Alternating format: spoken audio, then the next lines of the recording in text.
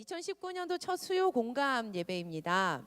네, 우리는 새해를 시작하는 1월 한 달 동안 우리 함께 기도회라는 주제로 함께 예배를 드리도록 할 겁니다. 우리 모두 기도를 통해서 일하시는 그 하나님을 경험하심으로 승리하는 한 해 되기를 간절히 축원합니다. 네, 제가요 고3 수능을 마친 후에 친구와 아르바이트를 했습니다. 저희 둘은 그래 기왕이면 좀 아르바이트 많이 주는 곳에서 일하자라고 마음을 합했습니다. 그래서 끝내 찾아낸 아르바이트가요 갈비집 아르바이트였어요. 참 지금 생각해 보면요 무지 용감했던 것 같습니다. 그렇게 힘든 곳인지도 모르고 그냥 저희는 그저 시급만 따져서 얼마 주나 이 시급만 따져서 구했던 곳입니다. 그런데 저희 두 사람에게는 이 다른 곳보다 더 많은 아르바이트비를 이 알바비를 줄 수 있다라는 것 빼고 다른 로망도 저희 안에 있었어요. 그게 무엇이었는가 하면요 바로 그래 갈비집 아르바이트니까 못해도 일주일에 한 번은 고깃집 먹겠지, 아니면 갈비가 아니더라도 갈비뼈 국물이라도 좀 주겠지, 이런 마음이었습니다. 그런데 여러분 웬걸요 들어가서 돌아가면서 거의 밥을 이렇게 후루룩 마시고 나와야 되는 거였습니다. 어찌나 다들 빨리 이 식사를 하시던지요. 그런데 저희를 더 당황스럽게 만들었던 것은 식사 메뉴였습니다. 매일 제공되는 식사 메뉴가 김치, 겉절이, 무생채, 김치찌개, 모든 반찬에 고춧가루가 다 묻어서 그냥 테이블이 다 빨갰던 기억이 납니다. 당시 제 친구가 교회를 다니지 않는 자매였거든요. 그래서 어느 날 하루는 이렇게 말을 하는 거예요. 너무 힘들어하면서 나 고기가 너무 먹고 싶어, 이렇게 저에게 이야기를 했어요. 그러니까 매일 앉아서 다른 사람의 고기 불판만 계속 쳐다보고 있으니 한창 많이 먹어야 하는 이 19살 친구들이 얼마나 이렇게 먹고 싶었겠습니까? 저는요 당시 신학대학교에 원서를 냈던 파릇파릇하고 불타오르는 뜨거운 이 신앙을 가졌던 이 학생이었습니다. 그래서 제가 이 신앙 없는 친구가 내뱉었던 이 볼매소리 같은 푸념 한마디에 그만, 저도 모르게 그만, 이렇게 말을 하고 말았습니다. 야, 기도하자. 기도. 너 그거 알아? 기도하면 살아계신 하나님 다 듣고 계셔. 기도하면 응답하신다고. 너 기도해야 되는 거야 그거. 그리고 제가요 정말 진심으로 믿음을 가지고 온 마음을 다해서 친구의 손을 와락 잡고 이렇게 기도를 했습니다. 그 길거리에서요. 딱 붙잡고 아르바이트 가는 길거리에서 하나님 오늘 소연이가 고기 먹고 싶다고 했어요. 저희 아르바이트 하면서 오늘은 고기 먹게 해주세요. 하나님 고기를 주세요. 예수님의 이름으로 기도합니다. 아멘. 야 너도 빨리 아멘해. 아멘. 그래서 그 친구도 아멘을 이렇게 했어요. 여러분 마치 광야에서 그 고기 주세요 하면서 하나님께 부르짖으며 매달렸던 이스라엘 민족처럼요 제가 온 힘과 마음을 다해서 기도했습니다. 지금 생각해 보면 그 19살의 제 자신의 참 순수한 믿음을 가졌던 그때가 좀 떠올라요. 그때 정말 제가 믿고 기도했거든요. 그러니까 장난으로 기도한 게 아니고요 진짜 믿었어요. 그래서 아직도 그 믿음의 강직도가요 너무 생생한 거예요 저에게. 그때 떠올려 보면 지금 과연 나는 그때만큼 견고하고 순수한 믿음을 내가 가지고 있을까? 좀 되돌아보게 만드는 제 이제 기억의 한 장면입니다. 그런데 사실 그 고깃집 사장님은요 굉장히 큰 건물과 그곳에서 일하는 많은 사람들을 다 관리해야 됐기 때문에 최대한 식비를 아끼려고 굉장히 무던히 노력했던 사람이었습니다. 그러니까 모든 것을 다 아꼈던 거죠. 그런데 여러분 그날 어떤 일이 벌어졌는지 아세요? 그날 고기가 나왔습니다. 할렐루야. 제 친구가요 기절하듯 놀라는 거예요. 왜냐하면 지난 몇 달 동안 아르바이트 하면서 한 번도 보지 못했는데 그날 나온 거예요. 하필 그날. 기절하듯 놀라면서 자기도 모르게 이런 말을 이렇게 딱 내뱉듯이 이런 말을 했습니다. 야야야 하나님 진짜 계신가 봐. 하나님 정말 계신가 봐. 네, 그 순수함에 미소 짓게 만드는 이야기죠. 그런데 저에게는요 정말 하나님께서 계신다라는 기념비적인 간증이었습니다. 그래서 아무것도 모르고요 정말 너무 순수해서 감신 소개서에 목사님 제가 이 경험을 썼어요. 자기소개서에 저는 진짜 너무 이제 열정을 가지고 내가 이런 경험이 있는 사람이에요. 그래서 고기 나왔습니다 이렇게 썼거든요. 이제 목사가 돼서 지금 돌아보니까요, 야, 그 내용으로 이 학교에 붙은 게 정말 이제 감사한 것 같습니다. 그런데 여러분, 제가 한 가지 여러분에게 질문 드리고 싶은 게 있어요. 이 일이 정말 과연 우연이었을까요? 여러분들 중에는 혹은 이 말씀을 듣는 분들 중에는 겨우 그 정도 일 가지고 혹은 호들갑 떤다라고 말씀하실지도 모르겠습니다. 사실 제가 이렇게 신학교에 이렇게 인터뷰를 봤을 때도 좀 피식 웃으시더라고요. 하지만 저는 아직까지도요, 하나님께서 저의 기도를 들으셨다라고 믿고 있습니다. 이미 알고 계시겠지만 매일 아침 교역자와 교직원들이 함께 모여 우리는 말씀 묵상을 나눕니다. 제가 허락받고 여러분에게 이렇게 말씀드리는 건데요. 하루는 남드림 전도사님이 이렇게 묵상을 하셨어요. 사람들은 그들의 삶에 단 한 번 일어나는 하나님의 일하심을 우연이라고 치부합니다. 그 작은 일들을 간과합니다. 그러나 사실은 그 한 번이 하나님께서 일하셨다라는 기적인데 말입니다. 그 묵상을 하는데 제 마음이 참 찔리더라고요. 하루는요, 템플 감독이 캠블리지 대학에서 부탁을 받아서 설교를 하게 되었다고 합니다. 그는 석학들이 모인 그곳에서 도대체 내가 무슨 이야기를 해야 할까 고민에 빠졌습니다. 그러던 중 끝내 기도에 응답하시는 하나님이라는 제목으로 하나님의 말씀을 전했습니다. 말씀을 다 마치고 돌아서는데 그 자리에 있었던 한 청년이 다가와서 따지듯이 이렇게 묻는 겁니다. 목사님, 지금이 어느 시대인데 기도가 응답된다라고 말씀하십니까? 기도가 응답되는 것은 우연입니다. 어쩌다 그렇게 되는 것입니다. 그저 우연의 일치라는 거죠. 우연의 일치라는 말이 있지 않습니까? 기도는 응답되는 게 아니고 우연히 그저 그렇게 어쩌다 보니까 요행으로 그렇게 된 것입니다. 템플 목사님은 그 청년의 말을 듣고 다음과 같이 대답했다고 합니다. 그래, 청년의 말도 일리가 있네. 그런데 이상한 것은 말이야, 기도하면 자네가 말하는 그 우연이 생기고 기도를 안 하면 그 우연이 안 생긴다는 거야. 여러분, 기도는요, 그저 허공을 때리는 의미 없는 넋두리가 아닙니다. 기도에는 능력이 있습니다. 우리는 기도로 일할 수 있고 기도로 세울 수 있으며 기도로 완성시킬 수 있습니다. 왜냐하면 기도는 하나님의 일하심을 경험하는 통로가 되기 때문입니다.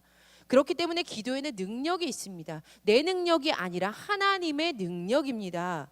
우리가 기도할 때마다 하나님께서는 그 사람에게, 그 상황에, 그 일에 개입하십니다.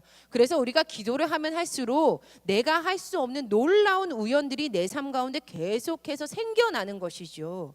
우연이라고 할 수 없는 우연의 연속들이 계속하여서 일어나는 것입니다.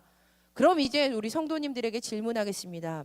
여러분은 한 해 한 해 신앙의 연수가 쌓여가면서 더불어 인생 가운데 기도의 놀라운 우연들이 쌓여가는 것을 경험하고 계십니까? 사도행전 12장을 보면요, 우리가 머리로는 이해할 수 없는 한 가지 사건이 기록되어 있습니다. 참 신비롭고 놀랍습니다. 성경을 문자 그대로 읽지 마시고 영화를 보듯이 한번 상상해 보면서 들어보시기 바랍니다. 헤롯이 베드로를 감옥에 투옥시켰습니다. 이미 그는 야고보를 칼로 죽였고 그것을 본 유대 사람들이 기뻐하는 것을 경험을 했습니다. 그래서 그는 유대 사람들에게 자신의 입지를 든든히 하고자 이제는 베드로를 타깃으로 삼았습니다. 이제 베드로의 순서였습니다. 헤롯은 경비병을 4명씩 4팀으로 짜고 베드로 한 사람을 옥에 가두고 지키게 합니다. 여기에 덧붙여 베드로는요, 두 쇠사슬에 묶인 채 군인 2사람 틈에서 밤을 맞이하게 되었습니다. 그런데 그때는요, 유월절 기간이었습니다. 유월절 기간이었기 때문에 곧바로 목숨을 잃지는 않았죠. 하지만 오늘 이 밤이 지나면, 이번 유월절만 지나면 그는 곧 목숨을 잃게 될 예정이었습니다. 그런데 곧 장면이 바뀝니다. 사도행전 12장 5절을 세번역 성경으로 보면 이렇게 기록되어 있습니다. 함께 한 목소리로 읽어보시겠습니다. 시작. 이렇게 되어서 베드로가 감옥에 갇히고 교회는 그를 위하여 하나님께 간절히 기도하였다. 교회는 그를 위하여 간절히 기도하였다. 다른 한편에서는 교회가 간절히 기도를 하고 있었습니다. 이제 또 장면이 바뀝니다. 바로 그날 밤 하나님께서 베드로에게 천사를 보내신 겁니다. 천사는 고온히 잠든 베드로의 옆구리를 툭 쳐서 깨웁니다. 지금 베드로는 내일 죽을 목숨인데 옆구리를 툭툭 쳐야 일어날 만큼, 그렇게 깨워야 할 만큼 깊은 잠에 빠져 있습니다. 천사는 이렇게 말합니다. 빨리 일어나라. 그러자 쇠사슬이 베드로의 손목에서 풀립니다. 띠를 띠고 신을 신어라. 베드로가 그렇게 하죠. 겉옷을 두르고 나를 따라오너라. 그러자 베드로는 감방에서 나오게 되어서 천사를 따라가게 됩니다. 첫째 초소, 둘째 초소 모두 통과했습니다.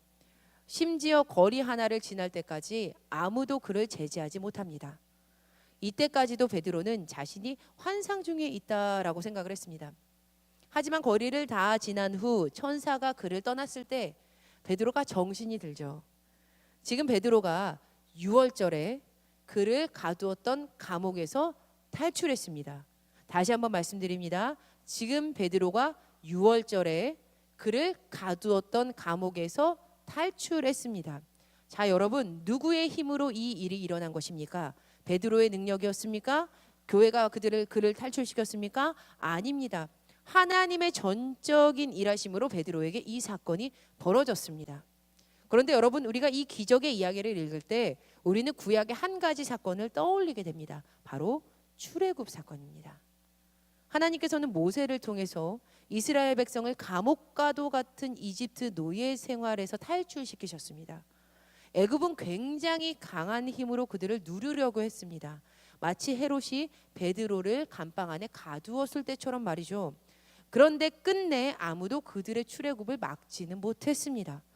그런데 여러분, 이스라엘 백성이 애굽을 탈출할 때의 성경 속에 등장하는 표현들이요, 사도행전의 저자 누가가 사용했던 표현들과 굉장히 비슷하다라는 것을 우리가 발견할 수 있습니다.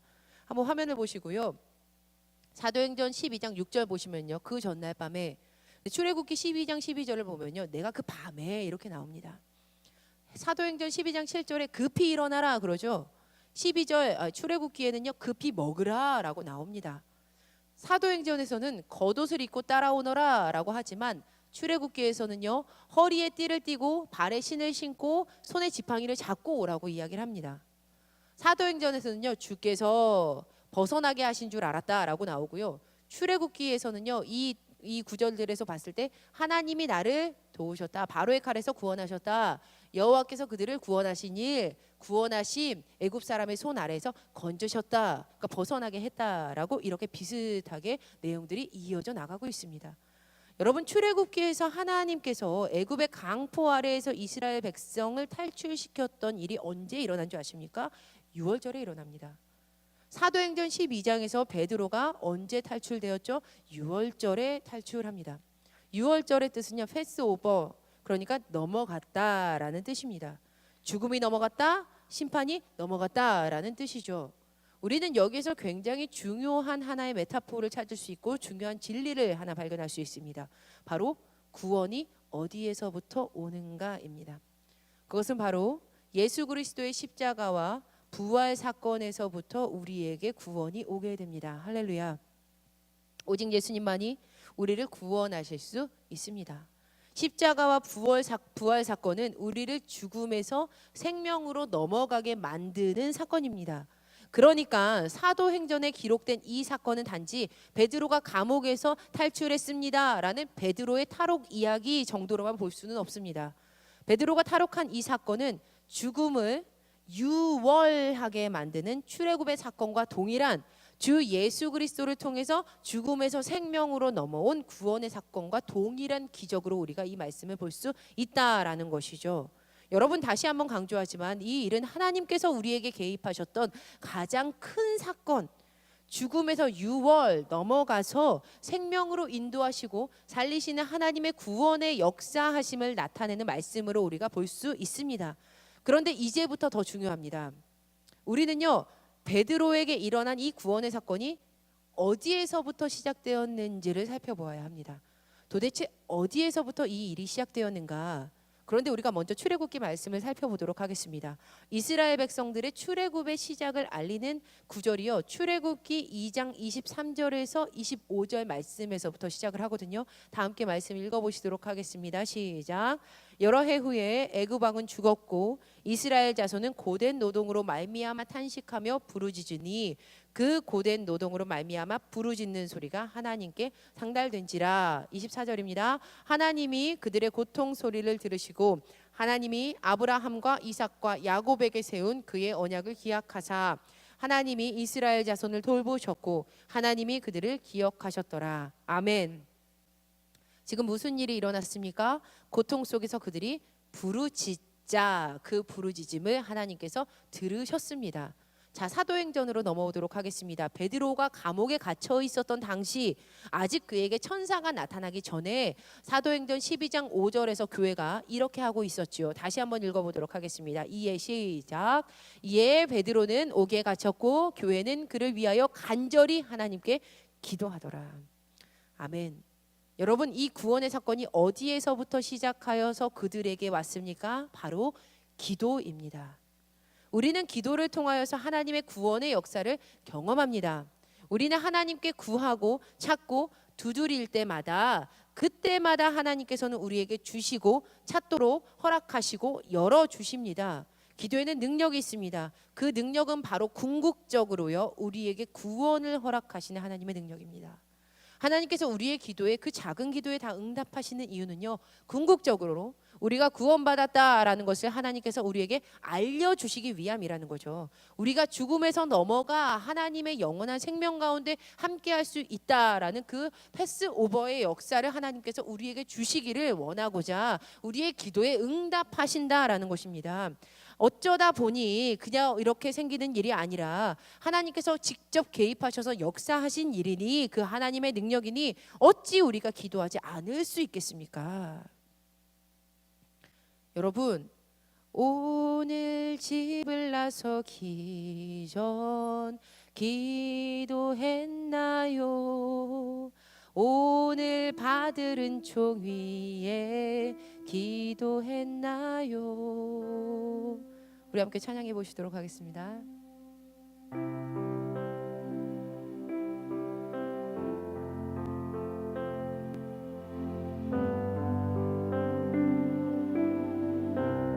오늘 집을 나서기 전 오늘 집을 나서기 전 여러분 기도하셨습니까? 했나요? 오늘 받은 총 위에 기도했나요?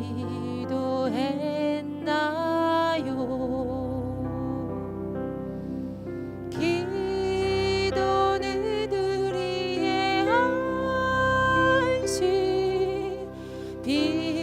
빛으로 인도하니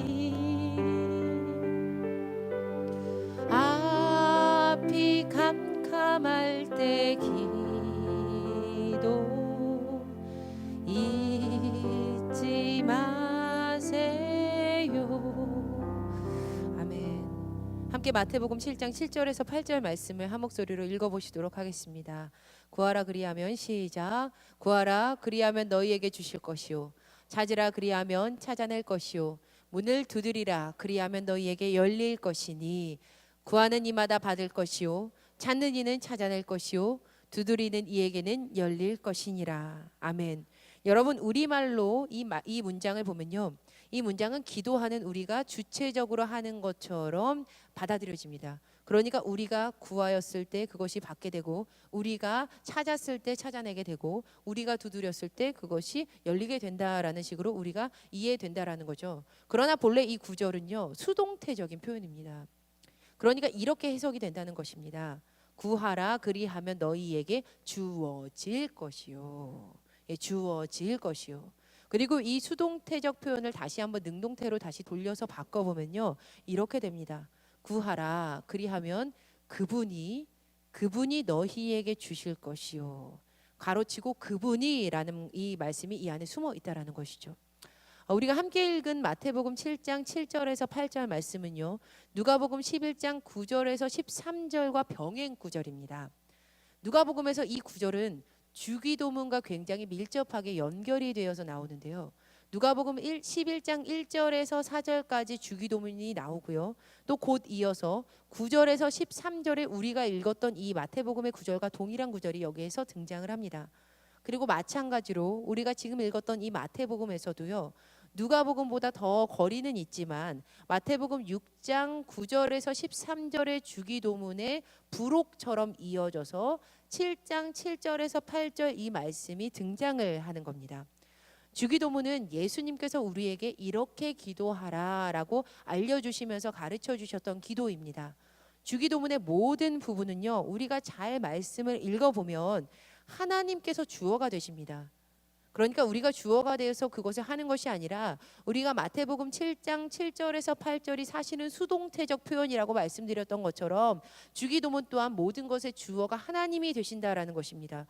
궁극적으로 하나님의 구원의 일하심, 그분의 나라가 도래할 것에 대한 그 간구가 확장되는 것, 그 확장된 기도의 주어가 하나님이라는 거죠. 그리고 바로 그 기도와 연결되어서 마태복음 7장 7절에서 8절 말씀, 구하라 그리하면 너희에게 주실 것이요, 찾으라 그리하면 찾아낼 것이요, 문을 두드리라 그리하면 너희에게 열릴 것이니 구하는 이마다 받을 것이요, 찾는 이는 찾아낼 것이요, 두드리는 이에게는 열릴 것이니라. 이 말씀이 이어지고 있는 겁니다.